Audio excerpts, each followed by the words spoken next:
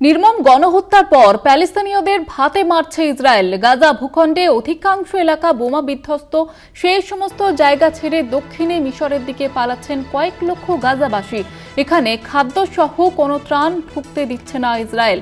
গাজা ভূখণ্ডে শুরু হয়েছে ভয়াবহ দুর্ভিক্ষ, এমনকি অপুষ্টির শিকার শিশুদের, এবং সেই সমস্ত শিশুদের জন্য মিলছে না জীবনদায়ী খাদ্য।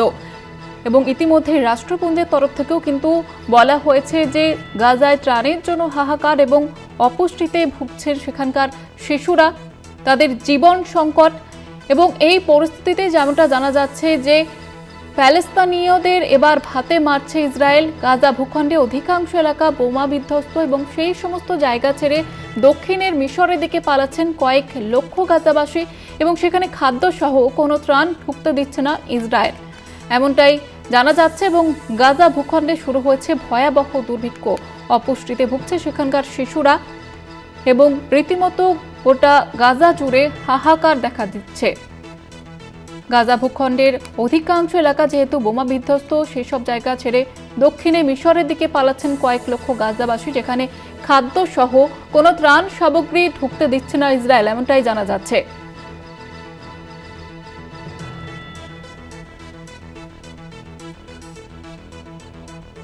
নিউজরুম থেকে সরাসরি রয়েছেন আমাদের পলিটিক্যাল এডিটর আশিস চট্টোপাধ্যায়। আশিসদা, একদিকে রাষ্ট্রপুঞ্জের তরফ থেকেও কিন্তু বলা হয়েছে যে গাজায় শিশুরা তারা খাদ্যের অভাবে, অপুষ্টি এবং তাদের জীবন সংকটে রয়েছে, সেক্ষেত্রে তারপরেও ইসরায়েলের এই ধরনের পদক্ষেপ ঠিক কি জানা যাচ্ছে? দেখো, যেটা দেখে মনে হচ্ছে যে ইসরায়েল একটা পরিকল্পনা নিয়ে চলছে, যেরকম পরিকল্পনা অনেকদিন আগে আমরা জার্মানিতে দেখেছিলাম, যে ইহুদিদের একেবারে শেষ করে দেওয়া, জার্মানির থেকে একেবারে সরিয়ে দেওয়া, হত্যা করে অথবা তারা পালিয়ে চলে যাবে ঘরবাড়ি ছেড়ে, এই রকম একটা যে কর্মসূচি, সেই কর্মসূচি ইসরায়েল চালাচ্ছে গাজাতে। এই রকমই সব মিলিয়ে বিশেষজ্ঞদের মনে হচ্ছে। এর পাশাপাশি যদি মিলিয়ে দেখা হয় যে ট্রাম্প বলেছেন গাজাবাসীরা ওই অঞ্চল ছেড়ে চলে যাক, ওই অঞ্চলে আমি একটা সুন্দর বাগান করে দেব, সমুদ্রের ধারে ওই অঞ্চলে আমরা একটা সুন্দর বাগান করে দেব, এই যে কথাটি ট্রাম্প বলেছেন, তাতে আরও অনুপ্রেরণা পেয়ে নেতানিয়াহু এবং ইসরায়েলের এই সামরিক বাহিনী তারা এই কাজটা করছেন। আমরা ম্যাপটা দেখাচ্ছি, দেখুন যে সমুদ্রের পাড়ে ওই ছোট্ট ভূখণ্ড গাজা, গাজার দক্ষিণে মিশর, গাজার দক্ষিণে মিশর এবং বাকি দিকগুলো ঘিরে রয়েছে ইসরায়েল, আর একদিকে সমুদ্র। এইবারে ইসরায়েল যখন আক্রমণ করছে তখন দলে দলে গাজাবাসী দক্ষিণ দিকে চলে আসছেন, ইজিপ্ট অর্থাৎ মিশরের সীমানার দিকে চলে আসছেন, এবং সেখানে অল্প একটু জায়গার মধ্যে কয়েক লক্ষ গাজাবাসী এসে জড়ো হয়েছেন। মূলত তারা জড়ো হয়েছেন শরণার্থী শিবির বা স্কুল বাড়ি বা এই ধরনের যে ভবনগুলো তারা পেয়েছেন সেখানে এসে বসেছেন, অথবা তারা একেবারে খোলা আকাশের নিচে রয়েছেন। তার উপরেও নিয়মিত ত্রাণ শিবিরে গুলি চলছে, বোমাবর্ষণ চলছে। যেটা আরও ভয়ঙ্কর যে তথ্য সেটা সামনে আসছে, সেটা হচ্ছে সেখানে খাদ্যবাহী বা চিকিৎসার সরঞ্জামবাহী ট্রাকগুলোকে ঢুকতে দিচ্ছে না ইসরায়েল। এমনকি এই ত্রাণবাহী ট্রাকগুলোর ওপরে বোমাবর্ষণ করে ধ্বংস করে দেওয়া হচ্ছে। তার ফলে সেখানকার মানুষ চরম একটা খাদ্যাভাবের মধ্যে, বলা যেতে পারে একটা চরম দুর্ভিক্ষের মধ্যে পড়েছেন। তাদের খাবার নেই, তারা 3 দিনে এক টুকরো পাউরুটি পাচ্ছে না।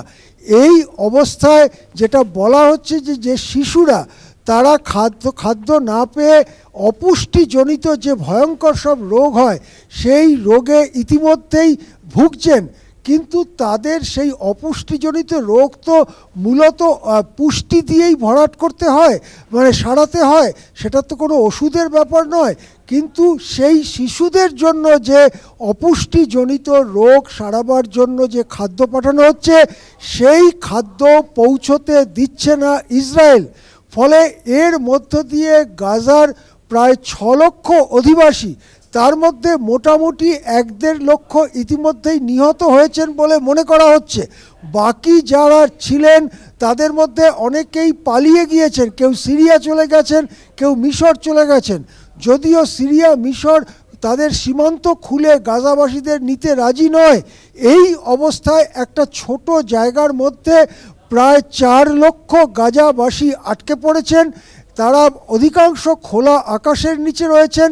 তাদের শিশুরা 3 দিনে 1 টুকরো পাউরুটি পাচ্ছে। তারা ভয়ঙ্কর অপুষ্টিতে ভুগছে। প্রতিদিন কয়েকশো শিশু অপুষ্টিতে মারা যাচ্ছে। এই অপুষ্টিকে লড়াই করবার জন্য যে ধরনের খাদ্য দরকার, থেরাপিউটিক ফুড, সেই খাদ্যটাকেও ঢুকতে দেওয়া হচ্ছে না যাতে শিশুরা না বাঁচতে পারে।